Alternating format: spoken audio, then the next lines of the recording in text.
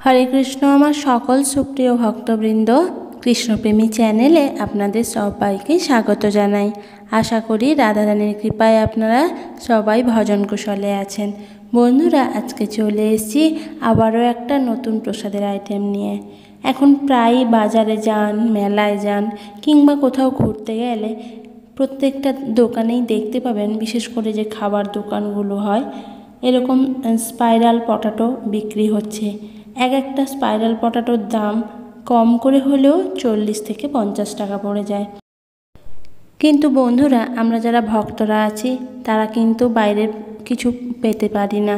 কিন্তু বাড়িতে যদি এইভাবে ওই মাত্র 30 থেকে 40 টাকা খরচ করে বাড়ির প্রত্যেকটা সদস্যের জন্য এরম স্পাইরাল পটাটো বানানো যায় আর তারপর গোবিন্দকে অর্পণ করে প্রসাদ পাওয়া যায়, তাহলে তো বেশ ভালোই হয়, তাই না?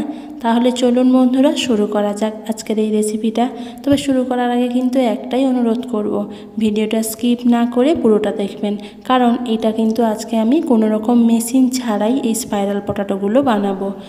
তার জন্য এখানে কয়েকটা এরকম বড় সাইজে আলু নিয়েছি। আলুগুলো বাজার থেকে যখন কিনবেন একটু লম্বা দেখেই কিনবেন, তাহলে এই স্পাইরাল পটাটোগুলো বানাতে সুবিধে হবে। এখন আলুগুলোর খোসা ছাড়িয়ে নিতে হবে। খোসাগুলো ছাড়িয়ে তারপর আলুগুলোকে একটা জল ভরা পাত্রের মধ্যে রেখে দেব। কেন আলুগুলো খোসা ছাড়িয়ে এমনি যদি রেখে দিই তাহলে আলুগুলো কিন্তু কালো পড়ে যাবে আর স্পাইরাল পটাটোগুলো দেখতেও ভালো লাগবে না। এরকম করেই সবকটা আলুর আমরা খোসা ছাড়িয়ে নেব। আর আলুগুলো দেখতেই পাচ্ছেন, সবকটা আলু কিন্তু এরকম বড় সাইজ দেখে নিয়েছি। তো আলুগুলো খোসা ছাড়িয়ে এক সাইড করে রেখে দিলাম। এখন এরকম কিছু খাঁচি নিয়েছি, এইগুলো আমি বাড়িতেই বাঁশের কঞ্চি দিয়ে বানিয়েছি। আর দেখতেই পাচ্ছেন প্রত্যেকটা খাঁচির কিন্তু মাথার দিকটা এরকম সুচলোই রাখতে হবে। তা এরকম খাঁচি আপনারা বাজারেও কিনতে পাবেন, তবে এই স্পাইরাল পটাটো বানানোর জন্য একটু মোটা ধরনের খাঁচি লাগবে, তাই আমি এই খাঁচিগুলোকে বাড়িতেই বানিয়ে নিয়েছি। এখন এই প্রত্যেকটা খাঁচি নিয়ে এক একটা আলুর মধ্যে এইভাবে গেঁথে দিতে হবে। এই গাঁথার কাজটা কিন্তু খুব একটা বন্ধুরা সহজ নয়, একটু গায়ে জোর দিয়ে ভালো করে গেঁথে নেব। এমনভাবে কাঠিগুলো গাঁথবেন যাতে আলুর উল্টো দিকটাও কিছুটা কাঠি বেরিয়ে থাকে, কারণ যখন স্পাইরাল পটাটোগুলো বানাবেন তখন ভালোভাবে সাপোর্ট দিয়ে ধরতে পারবেন। তো এভাবে করেই কিন্তু প্রত্যেকটা কাঠি আমরা আলুর মধ্যে গেঁথে নেব। এভাবে করেই কিন্তু প্রত্যেকটা আলু বন্ধুরা রেডি করে নিয়েছি। আর দেখতেই পাচ্ছেন, আর কাঠিগুলোও কিন্তু একটু বড় সাইজেরই নিতে হবে যাতে স্পাইরাল পটাটোগুলো বানাতে সুবিধে হয়। এখন আলুগুলো কেটে নেব। তো এই রকম স্পাইরাল পটাটো বানানোর জন্য কিন্তু আমার কাছে কোনো মেশিন নেই। আমি আজকে মেশিন ছাড়াই কিন্তু এই স্পাইরাল পটাটোগুলো বানাচ্ছি, আর বঁটি দিয়েই কিন্তু প্রত্যেকটা পটাটো আমি বানিয়ে নেব। তো দেখতেই পাচ্ছেন এরকম পাতলা করে আলুগুলো কাটতে হবে, আর দু হাত দিয়েই কিন্তু আলুটা ধরতে হবে। একদিকে আলুটা ধরে ঘোরাবেন আর একদিকে সাপোর্ট দিয়ে রাখতে হবে, তবেই কিন্তু স্পাইরাল পটাটোগুলো আপনি বানাতে পারবেন। দেখতেই পাচ্ছেন এরকম পাতলা পাতলা করে ঘুরিয়ে ঘুরিয়ে সময় নিয়ে আমরা এটা রেডি করে নেব। আর আলুগুলো বেশি মোটা করবেন না, তাহলে খেতে ভালো লাগবে না আর ভাজতেও সময় বেশি যাবে। একটু পাতলা করে কেটে নেওয়ার চেষ্টা করবেন। তো এটা একবারে হয়তো হবে না, কেন আমিও একবারে পারিনি। আপনারাও বাড়িতে চেষ্টা করবেন, করতে করতেই কিন্তু আপনারাও পারবেন। তো এভাবে করেই পুরো আলুটা আমরা পাতলা পাতলা করে ঘুরিয়ে ঘুরিয়ে কেটে নেব। আর কাটার পরে কিন্তু অবশ্যই জলের মধ্যেই রাখবেন। আলুটা কাটা হয়ে গেলে এক হাত দিয়ে আমরা আলুটাকে নিচের দিকে টানবো আর এক হাতে ভালো করে কাঠিটা ধরে রাখতে হবে, নইলে কিন্তু কাঠিটা ভেঙে যাওয়ার চান্স থাকে। তো এইটা কিন্তু সময় নিয়ে আপনাকে করতে হবে। এইভাবে আস্তে আস্তে সময় নিয়ে ধীরে ধীরে আলুটা আমরা নিচের দিকে নামিয়ে পুরো কাঠিটার মধ্যে আলুটাকে ছড়িয়ে দেব।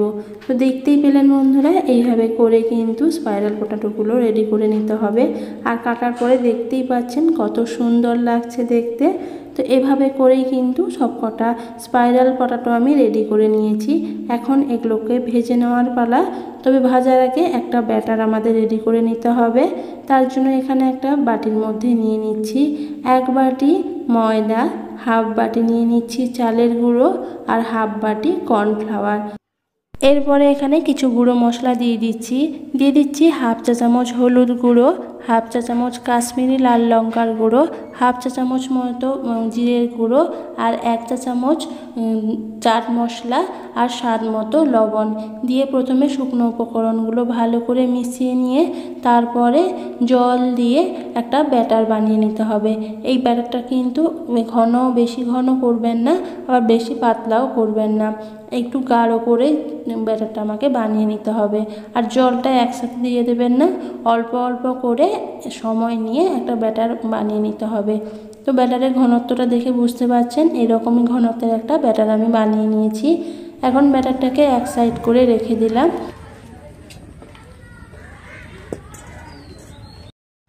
এদিকে উনুন ধরিয়ে উনুনে কড়াই বসিয়ে দিয়েছি এবং কড়াইয়ের মধ্যে কিছুটা পরিমাণ তেল দিয়ে দিলাম। তো তেলটা ভালো করে একটু গরম করে নেব। ততক্ষণে চলুন যে আলুগুলো কেটে রেখেছিলাম সেই আলুগুলোর গায়ে এখন রেডি করে রাখা ব্যাটারটা লাগিয়ে নেব। তো পুরো আলুটার গায়ে কিন্তু ব্যাটারগুলো লাগিয়ে নেব। তারপরে যে অতিরিক্ত ব্যাটারটা আছে ওইটা কিন্তু আলুর থেকে ঝরিয়ে নিতে হবে। তারপরে আর কিছুটা পরিমাণে এখানে বিস্কিটের গুঁড়ো নিয়ে নিয়েছি, আপনারা চাইলে ব্রেড ক্রাম্বসও নিতে পারেন। নিয়ে ভালো করে ওই যে ব্যাটার লাগিয়ে রাখা আলুটার গায়ে ছড়িয়ে দিতে হবে, তাহলেই স্পাইরাল পটাটোগুলো খেতে বেশি ভালো লাগবে। তো এভাবে করে প্রত্যেকটা পটাটোর গায়ে আমরা এইভাবে ব্রেড ক্রাম্বস লাগিয়ে নেব। তো এদিকে তেলটাও ভালো গরম হয়ে গেছে।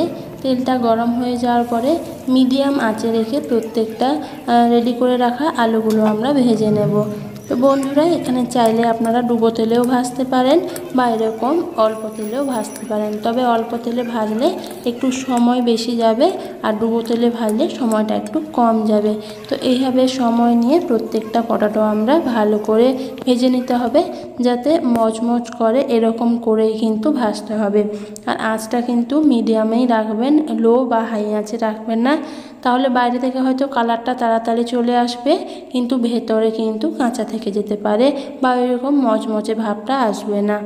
তো এভাবে করেই কিন্তু প্রত্যেকটা স্পাইরাল পটাটো আমি রেডি করে নিয়েছি।